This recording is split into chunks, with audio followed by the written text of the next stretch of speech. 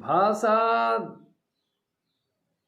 সৃষ্টি স্বার্থবোধে, ভাষা দ্বারা বোধ অবোধে দিশার অন্ত প্রকাশ করে।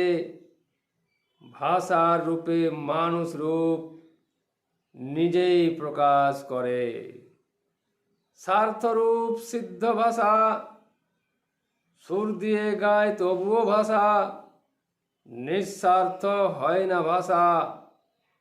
ধনী দরিদ্র বিনিময় কাল, ভাষা দিয়ে জীবনকাল। স্বার্থ নিয়ে বহে কাল, দিবারাত্রি নিদ্রাকাল।